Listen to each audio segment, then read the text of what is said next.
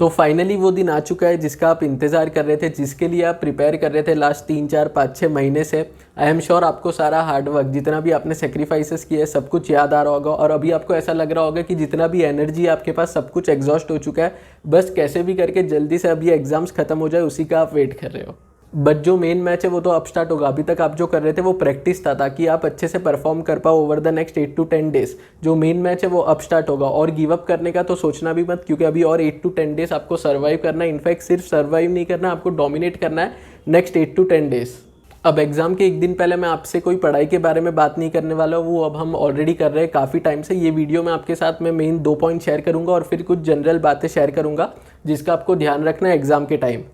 सबसे पहला चीज़, अभी आपके माइंड में बहुत सारे थॉट्स आ रहे होंगे, बहुत ओवर थिंकिंग चल रहा होगा, बहुत ज़्यादा प्रेशर भी होगा। आप बहुत सारी चीज़ों के बारे में सोचोगे कि पेपर कैसे आएगा, चेकिंग कैसा होगा, पासिंग परसेंटेज क्या होगा, कौन सा पेपर ईजी आएगा, कौन सा पेपर हार्ड आएगा। अब ये इसमें से जो भी चीज़ आप सोच रहे हो, मोस्टली ये ऐसी चीज़ें होती है जो आपके कंट्रोल के बाहर है। अब थॉट्स आने से कोई नहीं रोक सकता, मल्टीपल थॉट्स आएंगे माइंड में, वो कंप्लीटली नॉर्मल है। बट कौन से थॉट को कितना इंपॉर्टेंस देना है वो आपके कंट्रोल में है। तो द मोमेंट आपको लग रहा है कोई ऐसा थॉट आ रहा है जो मेरे कंट्रोल में नहीं है, जिसके बारे में मैं कुछ भी नहीं कर सकता हूँ, तो उसके ऊपर आपको टाइम वेस्ट नहीं करना है। और ये चक्कर में होता क्या है, स्टूडेंट्स हमेशा मुझे बोलते हैं, आपने भी देखा होगा कि स्टूडेंट्स बताते हैं कि जब हम एग्जाम हॉल में बैठते हैं, जब क्वेश्चन देखते हैं, क्वेश्चन समझ में आ जाता है बट आंसर हमने पढ़ा होता है, बट हमको तब आंसर याद नहीं आ रहा। क्योंकि इसका रीजन सिंपल है, क्योंकि आपके माइंड में इतनी सारी चीजें चल रही है, इतना सारा कचरा आपने भर के रखा है माइंड में कि जब आपको आंसर की जरूरत है आपके माइंड में से, वो आपको आंसर मिल नहीं पा रहा है। इसको मैं आपको एक एकदम सिंपल एग्जांपल के साथ समझाता हूँ। जो आपका कबर्ड है, अगर आपने कभी ऑब्जर्व किया होगा, तो अगर सपोज आप कोई डॉक्यूमेंट ढूंढ रहे हो, जैसे सपोज आपको आधार कार्ड चाहिए, बट अगर आपका जो कबर्ड है वो शॉर्ट नहीं है, आपने कुछ डॉक्यूमेंट्स कहीं पे रखे हैं, कुछ चीज़ें कहीं पे रखी है, तो वो डॉक्यूमेंट मतलब जो आधार कार्ड है वो ढूंढने में आपको बहुत टाइम लग जाएगा और हो सकता है वो आपको मिलेगा ही नहीं। बट यही जगह पे आप सोच के देखो कि अगर आपका कबर्ड एकदम सॉर्टेड है, जो फालतू की चीज़ है वो आपने कबर्ड में से फेंक दिया और आपने अच्छे से सारी चीज़ें एक जगह पे रखी आपके कबर्ड में, और तब अगर आपको वो डॉक्यूमेंट चाहिए होगा तो कितने आसानी से वो डॉक्यूमेंट मिल जाएगा। सेम आपके माइंड के साथ है, आपको एग्जाम हॉल में आंसर याद नहीं आता है क्योंकि आपके माइंड में इतनी सारी चीज़ें चल रही, इतना सारा कचरा भरा हुआ है कि सही टाइम पे आपके माइंड से जो एक्सपेक्टेड था, आपको जो आंसर एक्सपेक्टेड था, वो माइंड आपको दे ही नहीं पा रहा है। तो ये सारी फालतू चीज़ें हैं जो आपके कंट्रोल में नहीं है कि पेपर कैसा आएगा, चेकिंग कैसा होगा, पासिंग परसेंटेज कितना होगा, इसके बारे में सोचना बंद करो। इससे आपके अंदर नेगेटिविटी आ रही है, प्लस पैनिक क्रिएट हो रहा है, जिसकी वजह से एग्जाम में आपके परफॉर्मेंस के ऊपर भी इम्पैक्ट हो सकता है। सेकेंड इंपॉर्टेंट चीज़, सारे पेपर के पहले जो आपको एक्स्ट्रा 15 मिनट दे रहा है ICSI लास्ट 1-2 अटेम्प्ट से, उसको कैसे यूज़ करना है उसके बारे में आपके पास एक स्ट्रेटेजी रेडी होना चाहिए। क्योंकि ये जो 15 मिनट है वो आपके लिए एक ब्लेसिंग है। मतलब जो प्रोफेशनल एग्जाम्स होते हैं उसमें बहुत बार ऐसा होता है कि 3 घंटे में पेपर कंप्लीट नहीं होता, और अगर पेपर कंप्लीट हो भी जाता है तो क्वालिटी आंसर हम नहीं लिख पाते हैं। बट ये 15 मिनट को सही से अगर आप यूज़ कर सकते हो तो आप उसमें ज़्यादा मार्क्स स्कोर कर सकते हो, इंश्योर कर सकते हो कि आपका पूरा 100 मार्क्स का पेपर कंप्लीट हो रहा है। इसके लिए बट आपके पास ऑलरेडी एडवांस में एक स्ट्रेटेजी होना चाहिए। अगर अभी तक आपको पता नहीं है कि कैसे आप वो 15 मिनट को बेस्ट वे में यूज़ कर सकते हो, तो मेरा ये वाला वीडियो देख लो जिसमें मैंने डिटेल में बताया कि कैसे आपको वो 15 मिनट को यूज़ करना है।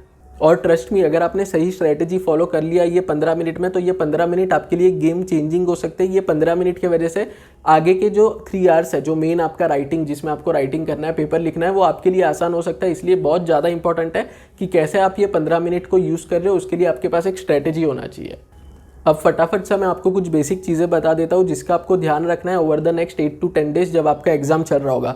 सबसे पहला चीज़, आपको एडिक्वेट स्लीप लेना है। एडिक्वेट का मतलब ये नहीं कि आपको 8-9 घंटे सोना है, बट आपको इतना कम भी नहीं सोना है कि आप परफॉर्म ही नहीं कर पा रहे हो, आपकी बॉडी आपको हेल्प नहीं कर पा रही है। एटलीस्ट आपको 4 से 5 घंटे, ये मैं मिनिमम बोल रहा हूँ, आप 5 से 6 घंटे भी सो सकते हो, बट इतना कम भी नहीं सोना है कि आप सही टाइम पे डिलीवर नहीं कर पा रहे हो जो आपके बॉडी से एक्सपेक्टेड है। सेकेंड चीज़, आपको आपके जो पेपर्स है वो किसी के साथ भी डिस्कस नहीं करने, आराम से आप आ जाने दो 9-10 जून। जब एक बार आपकी एग्जाम खत्म हो जाएगी तब आप डिटेल में उसको डिस्कस कर लेना आपके फ्रेंड के साथ, आपके प्रोफेसर के साथ। बट 8 दिन 9 दिन जब ये एग्जाम चल रहा है तब आपको एक भी पेपर डिस्कस नहीं करना है। जैसे ही आप घर पे आ रहे हो, वो क्वेश्चन पेपर को आपके बैग से निकाल के आपके कबर्ड में रख दो और दूसरे जो नेक्स्ट पेपर है उसकी प्रिपरेशन चालू कर दो।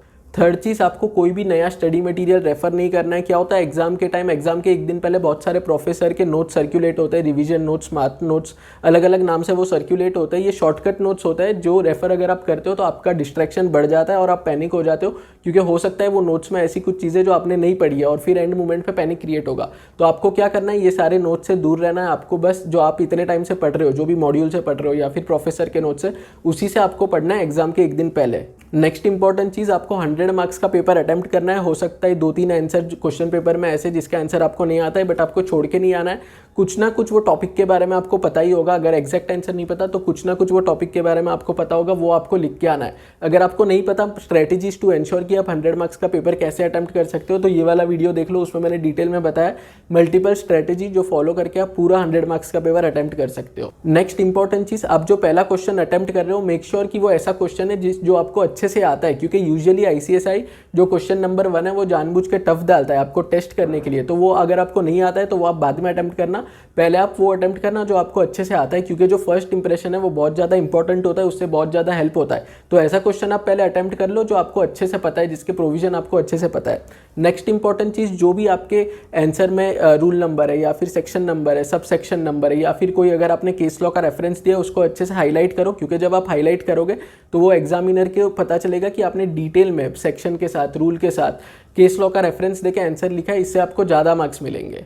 इसी के रिलेटेड अगर आपको सेक्शन नंबर नहीं पता है तो तुक्का नहीं मारना है।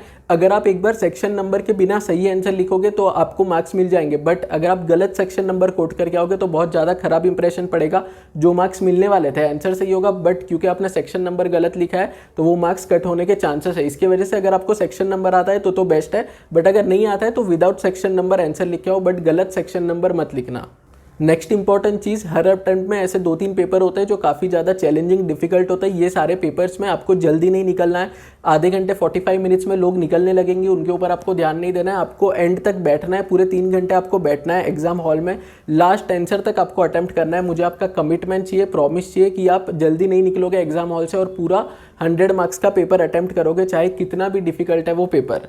नेक्स्ट इंपॉर्टेंट चीज़, आपको सही से अच्छे तरीके से आंसर को प्रेजेंट करना है। बहुत इंपॉर्टेंट चीज़ है। बच्चे को बहुत बार आंसर आता होता है बट वो अच्छे से प्रेजेंट नहीं कर पाता है, पॉइंट वाइज नहीं लिखता है आंसर को, या फिर पॉइंट वाइज लिखता है तो बीच में स्पेस नहीं छोड़ता है, जिसकी वजह से अच्छा इंप्रेशन नहीं पड़ता है। अगर आपको अभी तक नहीं पता कि बेस्ट वे क्या है आंसर प्रेजेंट करने का, तो ये वाला वीडियो मेरा देख लो, जिसमें मैंने ये भी बताया कि केस लॉ कैसे आपको प्रेजेंट करना है। वीडियो का लिंक आपको नीचे डिस्क्रिप्शन बॉक्स में मिल जाएगा।